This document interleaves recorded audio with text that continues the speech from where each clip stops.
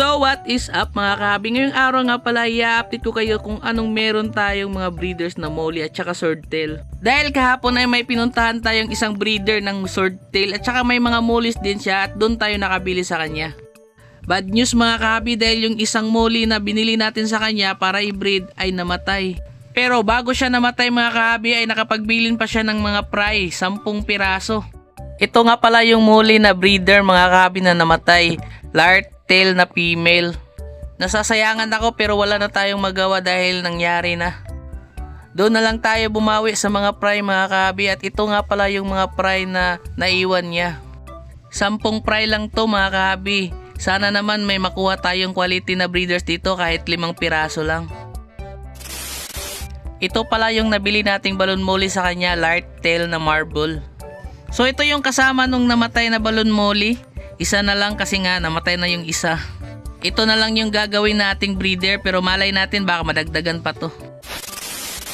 Dito nga pala ay nagbihis na ako dahil pupunta na tayo dun sa kakilala nating nagbe-breed ng mga swordtail at saka balon molly.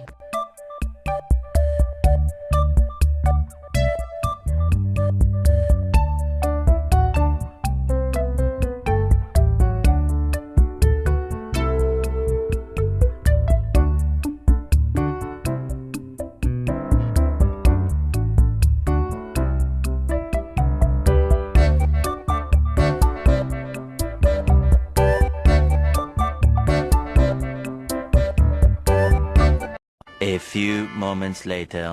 So ito si Bossing ang may-ari ng palaisdaan dito mga kahabi. Ang pangalan pala ni Bossing ay JR Abugadi or mas kilalang BXU Backyard Hobbyist. Pinapakita pala ni Bossing dito yung balon molly na marble niya. Nilalagay niya sa viewing tank mga kahabi.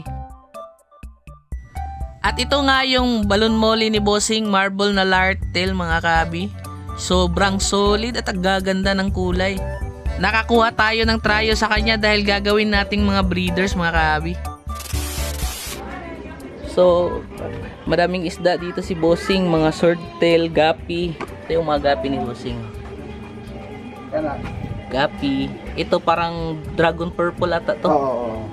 Dragon purple na gapi. Ito mga balloon swordtail. Ito full platinum ata na gapi. Tapos kuha ko na swordtail, mga fry. Ito pa, siya to. Gabi ang dami. Mga fry. Bali itong reptab dito, mga fry ng mga isda ni Bossing. Tapos dito na side, mga breeders. Ito. Yan o. Sobrang ganda ng mga gapi ni Bossing. Ayos. So pinapakita ni Bossing sa atin yung mga pangmalakasang isda ni Bossing dito. Ito. Lalagay niya yung mga isda niya. Papakita niya sa atin.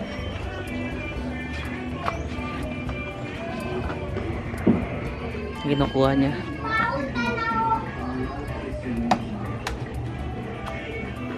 Ito yung breeders ni Bossing na balon. Balon swordtail. Ganda. Mga ilang ano na yan, boss? Mga ilang months? 4 months na yan? Gagong laki, no? 4 months. 4 months pa lang, gag.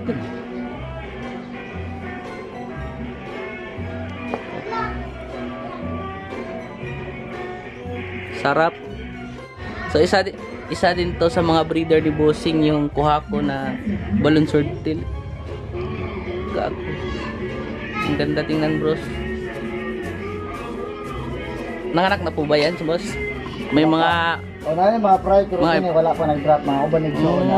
pero, ano no, buntis na. O, buti ka na, bus na na. Pregi na, pregi. Okay, so may mga fry pa si... May mga breeders pa si Bossing dito. Yan o.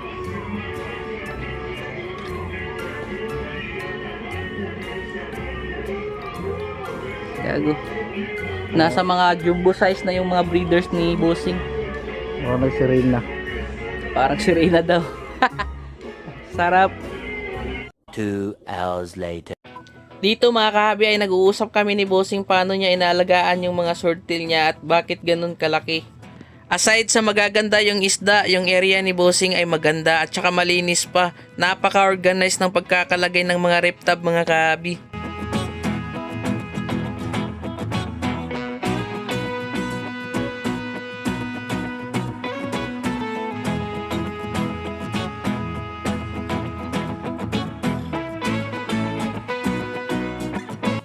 Ito yung pinaka-solid na molly ni Bossing. Ito sana yung isasabak niya sa show kung meron man lang show dito sa amin.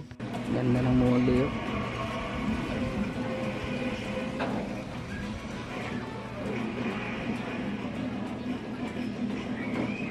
Ang sabi ni Bossing, kung may pagkakataon lang talagang isali yung mga molly na to, isasali niya talaga.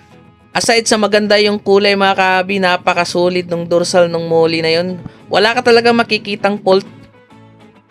Solid din tong aquarium rack ni Bossing. Dito niya nilalagay yung Joby size na mga balloon swordtail mga kahabi.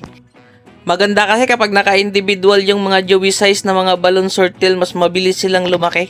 Pinapabilis niyang lumaki kasi gagawin niya daw breeders. Yung iba ibebenta niya daw.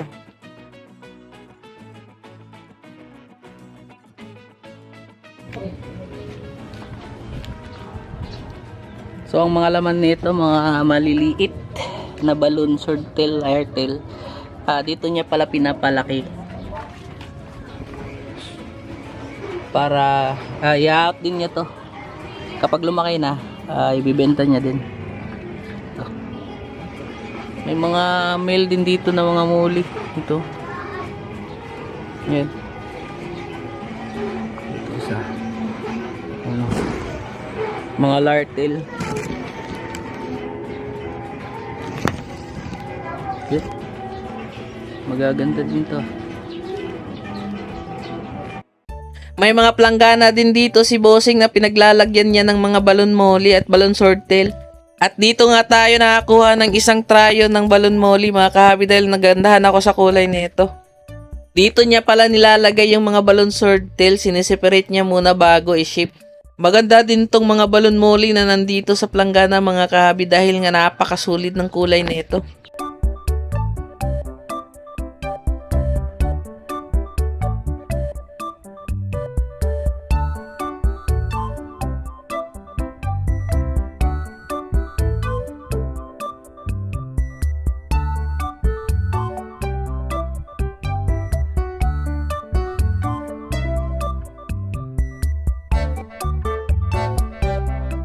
Dito nga ay sinabi ko kay Bossing na balloon molly muna yung bibilihin ko sa kanya.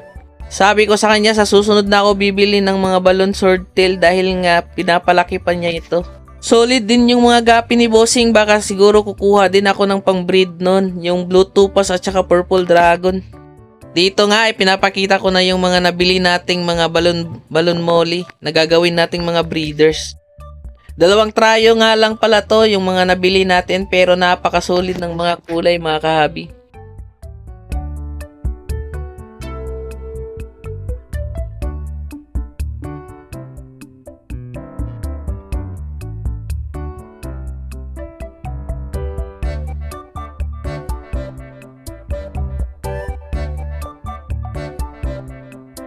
Dito nga ay tumitingin pa ako sa rep tab ni Bossing, baka may mapusuan pa tayong mga isda na gagawin nating mga breeders.